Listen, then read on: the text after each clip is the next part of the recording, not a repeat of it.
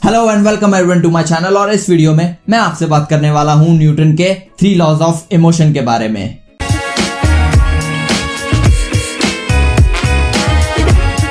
Isaac Newton का बचपन tragedy से भरा होता है। उसके पैदा होने से पहले ही उसके फादर की डेथ हो जाती है और उसकी मॉम एक रिच आदमी से शादी करके उसे अबैंडन कर देती है।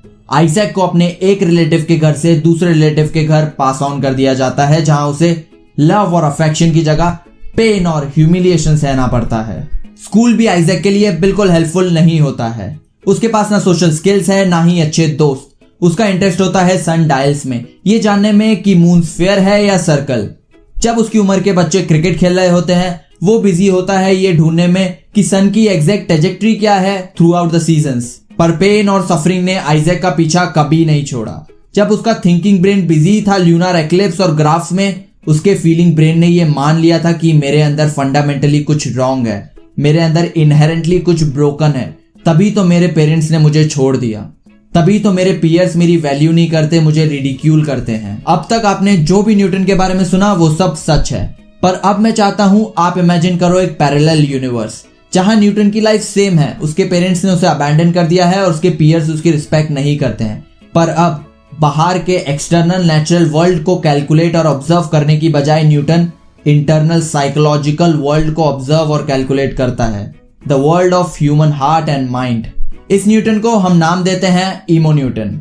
इमो न्यूटन ऑब्जर्व करता है लोगों के स्लाइटेस्ट रिएक्शन को, उनके बिहेवियर को, उनके जेस्चर्स को। वो ऑब्जर्व करता है trajectory of men's heart, velocity of their pain, force of their value and mass of their hope.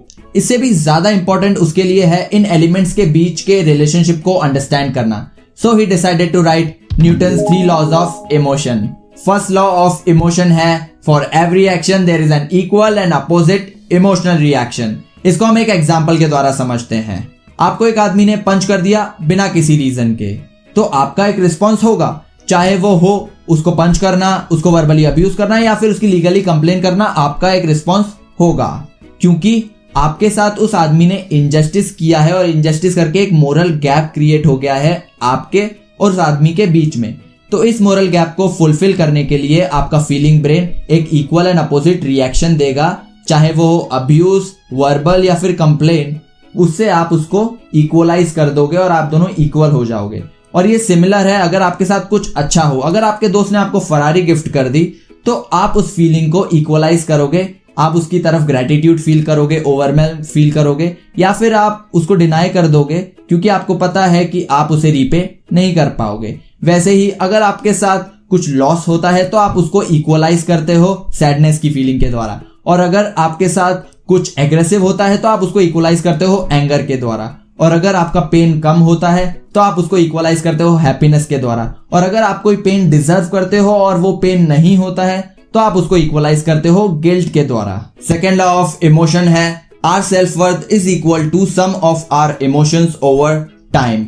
यानी कि आपको किसी ने हिट करा, मोरल गैप क्रिएट हुआ, आप उसको इक्वलाइज करते हो अब्यूज या कंप्लेन के द्वारा और फर्स्ट लॉ ऑफ इमोशन लग जाता है। पर अगर आप उस मोरल गैप को फिल ही ना कर पाओ, वो परसिस्ट रहे, तो आप उसको इक्वलाइज करने की बजाय आपका ब्रेन उसे नॉर्मलाइज कर देगा, यानी उसे एक्सेप्ट कर लेगा। इसे हम एक एग्जांपल के द्वारा समझते हैं। सेम एग्जांपल, आपको हिट कर दिया गया है पर इस टाइम ये आपका बॉस है या फिर एक चाइल्ड के लिए उसके पेरेंट्स, वो उसे इक्वलाइज नहीं कर सकता तो वो उसे एक्सेप्ट कर लेता है। उसका फीलिंग ब्रेन सोचता है कि हाँ मैं तो ये डिजर्व करता था इसलिए मेरे साथ ऐसा हुआ है, क्योंकि ये एक तरह का डिफेंस मैकेनिज्म है। जब भी हमारे साथ कुछ बुरा होता है तो हमारे अंदर एक फीलिंग उठती है, हम उस फीलिंग को एक्सप्रेस करना चाहते हैं, और जब हम उस फीलिंग को एक्सप्रेस या इक्वलाइज नहीं कर पाते तो हमारा दिमाग feeling brain next best thing करता है, जो है गिव इन कर देना, उसे एक्सेप्ट कर लेना। और इस एक्सेप्टेंस की वजह से आपकी सेल्फ वर्थ डिक्रीज हो जाती है।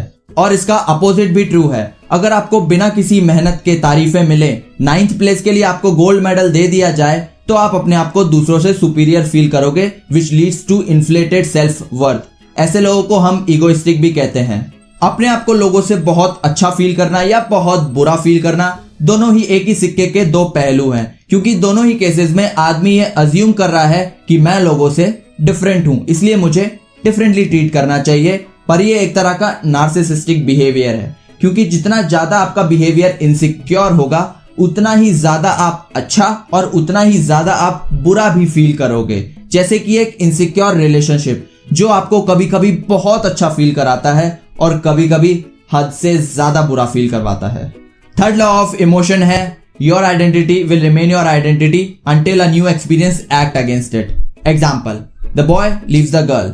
गर्ल के सामने दो चॉइसेस है, या तो वो बिलीव करे कि वो खराब है या बाकी सारे लड़के खराब हैं। ऑफ कोर्स वो सेकंड चॉइस लेती है। फिर उसको एक बहुत अच्छा लड़का मिलता है, पर उसका तो बिलीव है कि सारे लड़के खराब हैं, तो वो उसके छोटे छोटे फ्लॉज निकालती है और उसको छोड़ देती है। नाउ बॉय के सामने दो चॉइसेस हैं, या सारी लड़कियां खराब है या वो खराब है।